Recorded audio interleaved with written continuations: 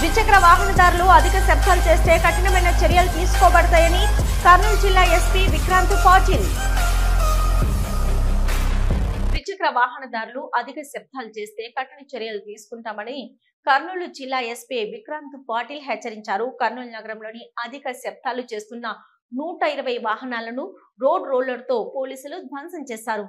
అధిక శబ్దాల సైలెన్సర్లను విక్రయిస్తే చట్టపరమైన చర్యలు తీసుకోబడతాయని తెలిపారు. ఇప్పటికే కొందరు ఫైన్ రూపంలో హెచ్చరించినట్లు ఆయన తెలిపారు.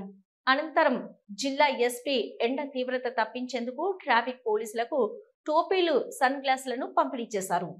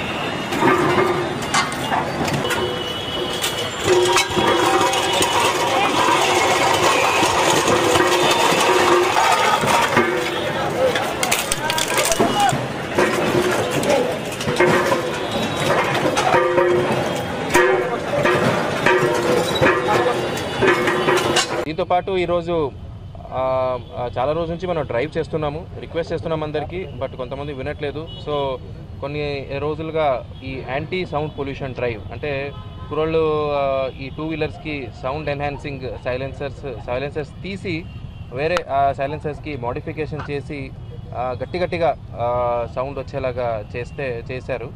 సో ఇవి మనం 80 డెసిబల్స్ లిమిట్ పెట్టి దాదాపు ఎన్ని చేసాము, 120 సైలెన్సర్స్ మనం సీజ్ చేసాము. సో కొద్దిగా పబ్లిసిటీ ఉంటుందని అవన్నీ పబ్లిక్గా డెమాలిష్ కూడా డిస్ట్రాయ్ కూడా చేయడం జరిగింది.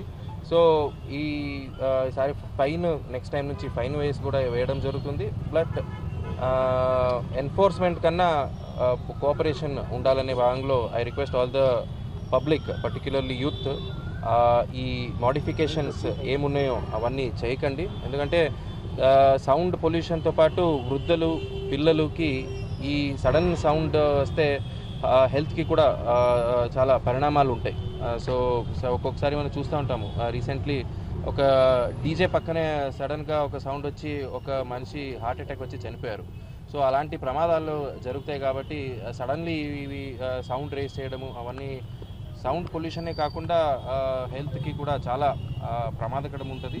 సో మా పోలీస్ డిపార్ట్మెంట్ తరఫు నుంచి I'm requesting everyone to cooperate. So ఈ సౌండ్ పొల్యూషన్ చేసే మోడిఫికేషన్స్ అన్నీ చేయకండి. ఇదే టైంలో ఈ మోడిఫికేషన్ చేసే షాప్ వాళ్ళకి కూడా చెప్తున్నాను. సో అవి కూడా షాప్లో ఎవరైనా చేస్తున్నారని కనిపిస్తే షాప్లో కూడా వెళ్ళి మనం రీడ్ చేయడం జరుగుతుందని మీ ద్వారా చెప్తున్నాను. థ్యాంక్ యూ అండి. హలో, నంద్యాల న్యూస్ 10 మీ చుట్టూ జరిగే సంఘటనల్ని మా దృష్టికి తీసుకురావాలి అనుకుంటున్నారా? అయితే ఇంకా ఆలస్యం ఎందుకు? మా వాట్సాప్ నెంబర్ 9849700865కి సమాచారాన్ని ఎప్పటికప్పుడు పంపించండి. మా నంద్యాల న్యూస్ 10 ద్వారా మీ సమస్య పరిష్కరించుకోవడానికి ముందడుగు వేయండి.